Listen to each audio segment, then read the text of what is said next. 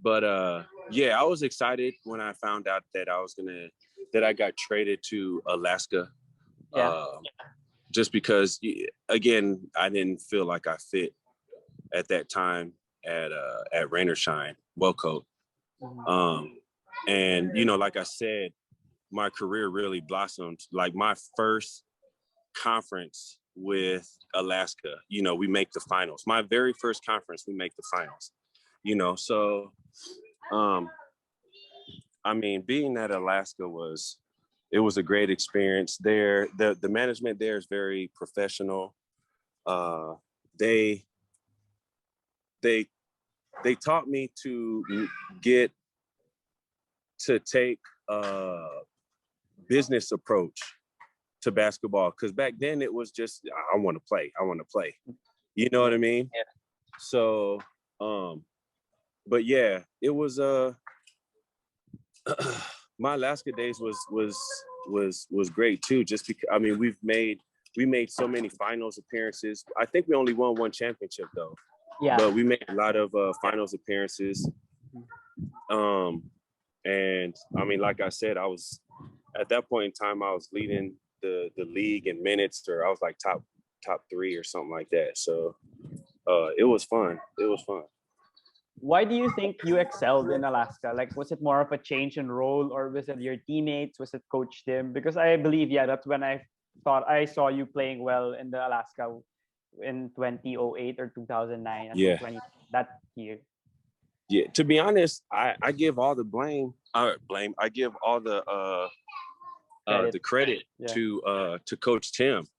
Because like I said, at Wellcoat, they just wanted me to be a 5. Like I was the center. That's it. And that's why me and J.R. Reyes kind of clashed, Yeah, it's tough, But as soon as I went to Alaska, I mean, I was the point guard. I think I started off as the forward at Alaska, because Sonny Thoss was there. So I started off as the forward, and then from the forward, I learned to play the guard already. So right away, he's teaching me and giving me all these different responsibilities and stuff like that, which really helped me, because again, like at Wellcoat, I was just a 5, and that was it. But at Alaska, I was bringing up the ball, setting people up already. Like I learned Coach Tim's system really fast because he did that with me, So, but again, people see how me and Coach Tim are now, and it's like father son and love hate, and but I mean, they don't remember. They never saw our relationship when I was younger, how he would just cuss me out all the time, and spitting all in my face and meet me at half court and embarrassing. You know what I mean? Like they don't remember none of that.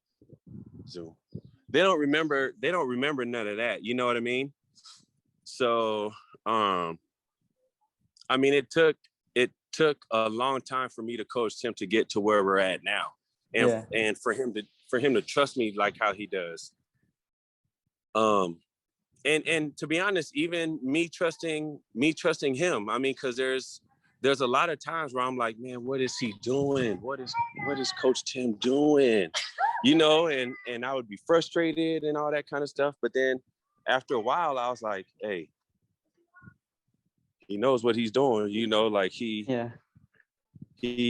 has the bigger picture in mind, and that's what's great about Coach Tim. He always has the bigger picture. So it's not about winning. It's not about winning a game or anything like that. You know what I mean? It's about building his players up to win championships.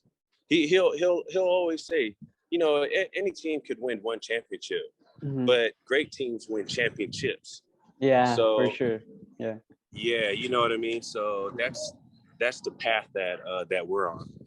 Yeah. So maybe I could compare it to like Greg Popovich. Like he cusses out his players also, whether it's Tim Duncan or Tony Parker or the last guy on the bench. And their relationship also developed, and they won 5 championships in I don't know, 12 years, and it's really tough in the NBA with more teams also to win it. So maybe it really helped, like how Coach Tim helped you also individually. For sure, for Yeah. sure. That's how it is. That's Yeah. exactly how it is. So for the Alaska stint, you mentioned that you won one championship, and that was the finals with Diamond Simpson versus Gabe Freeman, I think 2009, Yeah, if with I'm not San Miguel. mistaken. Yeah. I think 2010. Oh, 2010. Yeah. I think. Yeah. Yeah. So how was that whole experience with that series most especially? Because it was, as you mentioned, it's your one championship in Alaska. Yeah. Well, I mean, to be honest, we lost so many times in the finals before that. I think maybe 2 or 3 times before that. With that one, it was almost like I was all right, like I'm experienced enough, like like I was real comfortable at that time. And that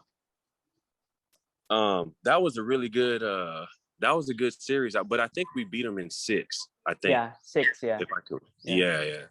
And but Gabe Freeman was playing at a crazy high level.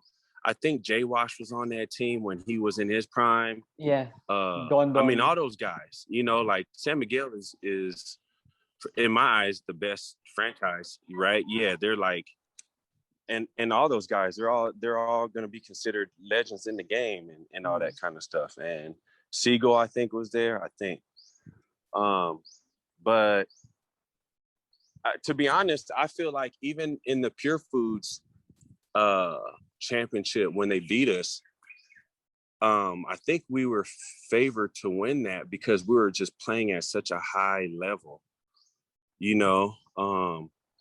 That our Alaska team, like we won one championship, but I really feel like teams feared us. Yeah. Just because we were so disciplined. We ran the triangle we were so nice at the triangle.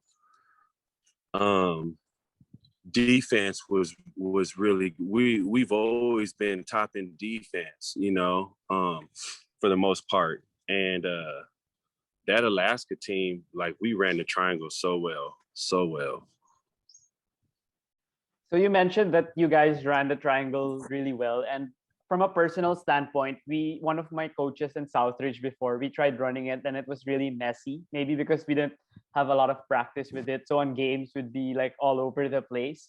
So personally for you, how did you master it? Like, I believe you're the one who teaches also the new guys that come into the team, and they're able to learn from you. Coach Tim will let me coach. He'll let me when I was on the national team. I'm stopping practice, correcting these are the best players in the country, right? Yeah. And and Coach Tim let me stop and correct them and stuff. So I think what helped me learn the triangle so fast was he put me at different positions. Oh, yeah. He put me at different positions at an early age. That's what helped me learn it so fast. But I mean, it's so intricate, and there's a counter to almost everything. But the thing is, it's like you all have to dance to the same beat. So if one person is off, it messes up a lot of the movement, because it's all about spacing. And to be honest, we kind of got away from the triangle. We set up in triangle formation sometimes, but we're not really running the triangle. But if I was the coach, if I was a coach, or if I were the coach now, I would run a up tempo triangle. Like that's what I would do. The speed of the players now. Yeah. And players are more versatile now than they were back then. And you know what I mean? There's not really a true center right now, probably except for Jumar, Greg. Yeah. I can't think of any other true centers in this league. Yeah, not much. Yeah. Right. So the game has evolved to where it just needs to be more up tempo. So that's what I would do. I would bring back the triangle, just run it a lot faster.